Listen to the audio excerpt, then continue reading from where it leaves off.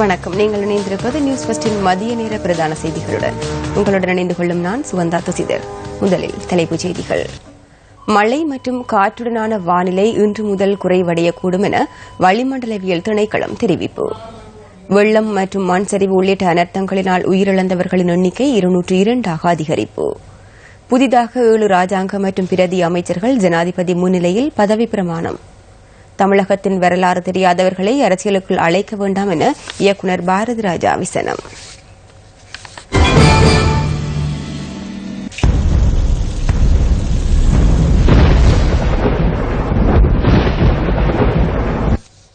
தொடர்பான விரிவான செய்திகள்.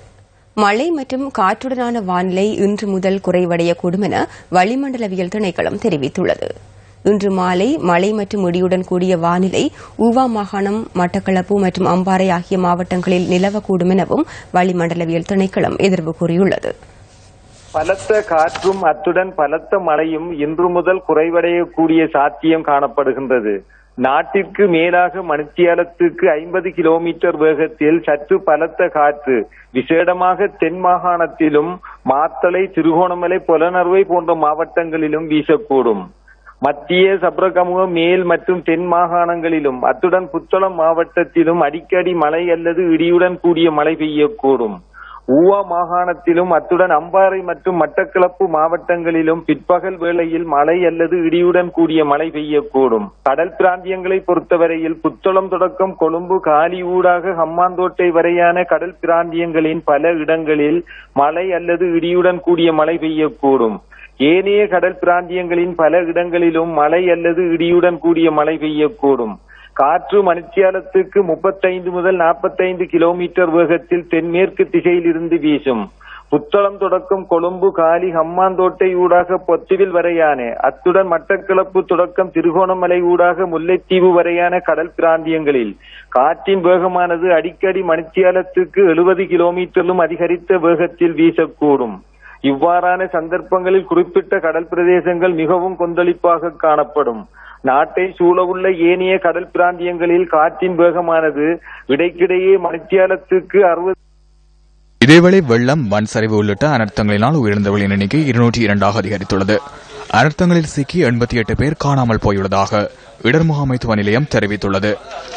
63 பேர் காயங்களுக்குள்ளாகியுள்ளனர். காணாமல் போனவர்களை தேடும் பணிகள் தொடர்ந்து முன்னெடுக்கப்பட்டு வருவதாக இடர் முகாமைத்துவ நிலையத்தின் உதவி பணிப்பாளர் பிரதீப் கொடிபிலை தெரிவித்துள்ளார். பலாங்கொடை, இம்புல்பே, வேடக்குளந்தகந்த மற்றும் பின்னவல பகுதியில் மண்சரிவு அபாயம் காரணமாக சுமார் 121 குடும்பங்கள் வெளியேற்றப்பட்டுள்ளன. நேற்று மாலை முதல் இந்த குடும்பங்கள் குறித்த பகுதியிலிருந்து வெளியேற்றப்பட்டதாக இம்புல்பே பிரதேச செயலாளர் கீர்த்தி ஜெயசிங்க தெரிவித்துள்ளார்.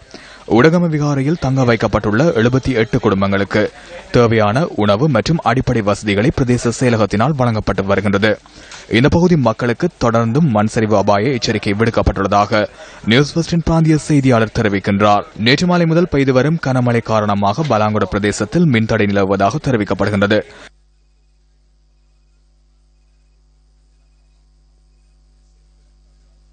எகலியகொட பனாவல பிரதேசத்தில் நேற்று மாலை ஏற்பட்ட மண் சரிவில் சிக்கி ஒரு வீடு முற்றுமுழுதாக சேதமடைந்துள்ளது. மேலும் 10 வீடுகளுக்கு மண் சரிவு அபாயம் விடுக்கப்பட்டுள்ளது.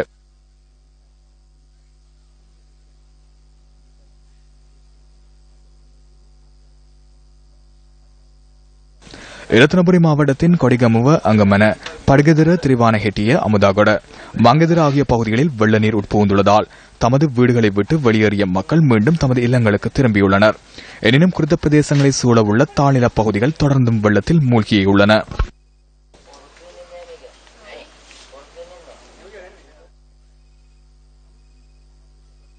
காலி பத்தேகம பகுதியில் இங்கங்கையின் பாலத்திற்கு அடியில் சிக்கியிருந்த குப்பைகள் நேற்று தினம் அகற்றப்பட்டன. இன்று பத்தேகம பகுதியில் நீரேந்துகை மட்டம் 5.03 காணப்பட்டதாக நியூஸ் ஃபர்ஸ்டின் பிராந்திய செய்தியாளர் தெரிவித்தார்.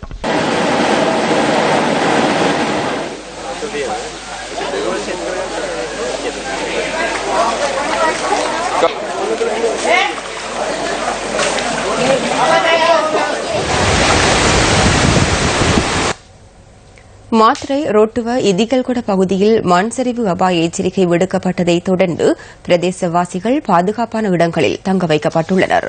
6 குடும்பங்களைச் சேர்ந்தவர்களே குறித்த பகுதியிலிருந்து வெளியேற்றப்பட்டு பாதுகாப்பான இடங்களில் தங்க வைக்கப்பட்டதாக மாத்தறை மாவட்ட இடர் முகாமைத்துவ நிலையத்தின் உதவி பணிப்பாளர் லெப்டினன்ட் கர்னல் பிரியங்கர தெரிவித்துள்ளார்.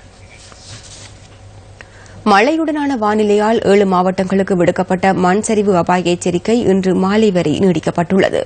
இதற்கமைய ரத்தினபுரி, கேகாலை, காலி, களுத்துறை, மாத்தறை, ஹம்பாந்தோட்டை மற்றும் நுவரெலியா ஆகிய மாவட்டங்களிலேயே மண் சரிவு அபாயம் நிலவுவதாக தேசிய கட்டட ஆய்வு நிர்வாகம் எச்சரிக்கை விடுத்துள்ளது. ரத்தினபுரி மாவட்டத்தின் ரத்தினபுரி, அலபாத்த, பெல்மாடுள்ள, குருவிட்டு, அஹலேகொட, கிரியல்ல, இமுல்பே, அயகம, கஹவத்த, கலவான, கொலன்ன மற்றும் நிவிதிகள ஆகிய பிரதேச செயலக பிரிவுகளில் மண்சரிவு அபாயம் நிலவுவதாக அறிவுறுத்தப்பட்டுள்ளது. கேகாலை மாவட்டத்தின் உலத்கொகுப்பிட்டிய, திரணியகல, எட்டியாந்தோட்ட, தெஹியோவிட்ட ஆகிய பிரதேச செயலக பிரிவுகளிலும் அதனை சூழவுள்ள பகுதிகளிலும் மண்சரிவு ஏற்படலாம் என சுட்டிக்காட்டப்பட்டுள்ளது. மழை நீடித்தால் காலி மாவட்டத்தின் பத்தேகம, யக்கலமுள்ள, நெலுவ, தவளம, நியகம மற்றும் நாகடு ஆகிய பிரதேச செயலக பிரிவுகளிலும் மண்சரிவு ஏற்படலாம் என எச்சரிக்கப்பட்டுள்ளது. களுத்துறை மாவட்டத்தின் புலத்சிங்கல, அகலவத்த, வளலாவிட்ட மற்றும் பத்துரலியா ஆகிய பிரதேச செயலக பிரிவுகளில் மண்சரிவு அபாயம் நிலவுகின்றது. மாத்தறை மாவட்டத்திலும் சில பிரதேச செயலக பிரிவுகளில் மண்சரிவு அபாயம் நிலவுவதாக தேசிய கட்டட ஆய்வு நிர்வாகம் குறிப்பிட்டுள்ளது. இதற்கமைய கொட்டப்பொல, பஸ்கொட, பீட்டபத்திரம் மற்றும் முலட்டியான ஆகிய பிரதேச செயலக பிரிவுகளை சேர்ந்தவர்கள் விழிப்புடன் இருக்க வேண்டும் எனவும் அறிவுறுத்தப்பட்டுள்ளது. ஹம்பாந்தோட்டை மாவட்டத்தின் வலஸ்முல்ல மற்றும் கட்டுவன ஆகிய பிரதேச செயலக பிரிவுகளிலும் அதனை சூழ உள்ள பகுதிகளிலும் மண்சரிவு அபாயம் நிலவுகின்றது. நுவரெலியா மாவட்டத்தின் அமகமுக, கோரளை பிரதேச செயலக பிரிவை சேர்ந்த மக்களும் மண்சரிவு தொடர்பில் அவதானத்துடன் இருக்க வேண்டும் என தேசிய கட்டட ஆய்வு நிர்வாகம் குறிப்பிட்டுள்ளது.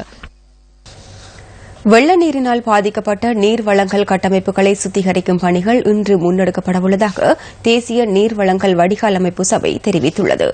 இந்த பணிகளில் முப்படையினர் மற்றும் தன்னார்வ தொண்டு பணியாளர்கள் ஈடுபடுத்தப்படவுள்ளதாக தேசிய நீர் வழங்கல் வடிகால் அமைப்பு சபையின் பொது முகாமையாளர் தீப்தி சுமணசேகர தெரிவிக்கின்றார். சுமார் 80% நீர் வழங்கல் கட்டமைப்பு வெள்ளத்தினால் பாதிக்கப்பட்டுள்ளதாக அவர் மேலும் தெரிவித்தார்.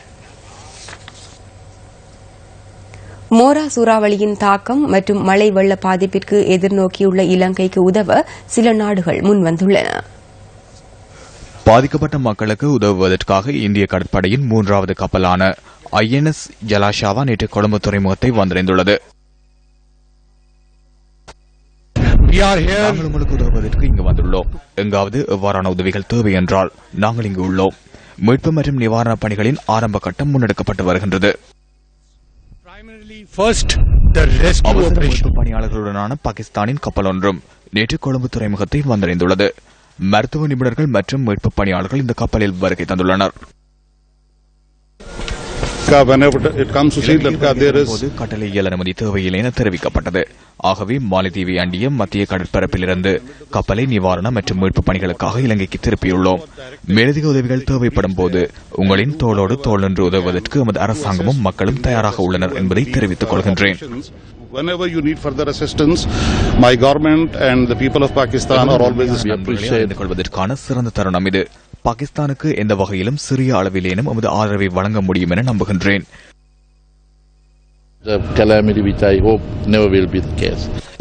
இந்த இயற்கை பாதிக்கப்பட்ட இலங்கைக்கு உதவுவதற்கு தயாராக உள்ளதாக இஸ்ரேலும் வாக்களித்துள்ளது.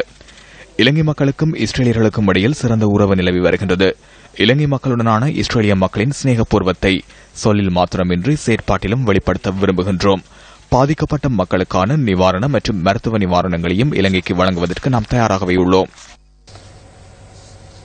அனர்த்தங்களால் பாதிக்கப்பட்டவர்களின் நலன் கருதிய சக்தி சிரச TV1 ஆரோக்கிய யாத்திரை இன்றும் முன்னெடுக்கப்படுகிறது. சக்தி சிரச TV1 நியூஸ் ஃபர்ஸ்ட் அனுசரணையில் ஆரோக்கிய யாத்திரை தற்பொழுது மேற்கொள்ளப்பட்டுக் கொண்டிருக்கின்றது. அந்த வகையிலே நாங்கள் இப்பொழுது ரத்தினபுரி ஸ்ரீ சுமணாராம விகாரையில் இருக்கின்றோம். இயற்கை அனர்த்தத்தினால் பாதிக்கப்பட்ட மக்கள் இங்கே வருகை தந்து தங்களுடைய வைத்திய சேவைகளை பெற்றுக் கொள்கின்றார்கள். தொடர்ந்தும் ரத்தினபுரி மாவட்டத்தின் பல்வேறு பிரதேசங்களுக்கு சென்று மக்களின் குறை நிறைகளை கேட்டு புதிதாக 7 ராஜாங்க மற்றும் பிரதி அமைச்சர்கள் ஜனாதிபதி மைத்ரிபால சிறிசேன முன்னிலையில் சற்று நேரத்திற்கு முன்னர் பதவி பிரமாணம் செய்துள்ளனர். இதற்கமைய நிதி ராஜாங்க அமைச்சராக இரான் விக்ரமரத்ன பதவியேற்றுள்ளார். அரச தொழில் முயற்சி ராஜாங்க அமைச்சராக லக்ஷ்மண் யாப்பா அபேவர்த்தன ஜனாதிபதி முன்னிலையில் பதவி பிரமாணம் செய்துள்ளார். நீர்ப்பாசன ராஜாங்க அமைச்சராக பாலித்த ரங்கே பண்டார பதவியேற்றுள்ளார். வெளிவிவகார ராஜாங்க அமைச்சராக வசந்த சேனநாயக்க ஜனாதிபதி முன்னிலையில் பதவி பிரமாணம் செய்துள்ளார். தேசிய கொள்கை மற்றும் பொருளாதார விவகார பிரதி அமைச்சராக கலாநிதி ஹர்ஷடி சில்வா ஜனாதிபதி முன்னிலையில் பதவி பிரமாணம் செய்துள்ளார். சமூக வலுவூட்டல் நலன்புரி மற்றும் மலைநாட்டு மரபுரிமைகள் விவகார பிரதி அமைச்சராக ரஞ்சன் ராமநாயக்க பதவி பிரமாணம் செய்துள்ளார். திறன் விருத்தி பிரதி அமைச்சராக கருணாரத்ன பரணவிதான பதவியேற்றுள்ளார். யாழ் மாவட்ட ஒருங்கிணைப்பு குழு கூட்டம் மாவட்ட செயலகத்தில் நேற்று நடைபெற்றது. சம்பந்தமாக ஒரு கெசட் நோட்டிபிகேஷன் வந்திருக்கு 38A. அதுல சில இடங்கள் சுவீகரிக்கிறதுக்கான கொண்டிருக்கிறது. அதை நாங்கள் இன்றைக்கு தீர்மானம் எடுக்கலாம். அந்த கெசட் நோட்டிபிகேஷனை வித்ட்ரா பண்ணணும். சரிதானே? அப்படி நாங்கள் எடுத்து அதை அடையாளம் கண்டு அந்த விடயங்களை அரசாங்கத்தோட அதான் செய்யலாம். உலக புகையிலை எதிர்ப்பு தினம் இன்றாகும். உலக புகையிலை எதிர்ப்பு தினம் மே மாதம் 31ஆம் தேதி உலகளாவிய ரீதியில் அனுஷ்டிக்கப்படுகின்றது. உலக சுகாதார ஸ்தாபனத்தின் உறுப்பு நாடுகள் ஒன்றிணைந்து இந்த நாளை 1987ஆம் ஆண்டில் சிறப்பு நாளாக அறிவித்தன. உலகளாவிய ரீதியில் புகையிலை பாவனை காரணமாக வருடம்தோறும் 6 மில்லியன் உயிரிழப்புகள் பதிவாகின்றன. புகைத்தல் பாவனையற்ற சிகரெட் புகையை சுவாசிக்கும் 2ஆம் பாவனையாளர்கள் 6 லட்சம் பேர் வருடம்தோறும் மரணிக்கின்றனர். இலங்கையில் அன்னளவாக 24,000 பேர் புகையிலை பாவனையால் வருடம்தோறும் மரணிக்கின்றனர். உலகில் மனித இறப்புகளை தோற்றுவிக்கும் முக்கிய காரணிகளில் புகையிலை 2வது இடத்தை வகிக்கின்றது.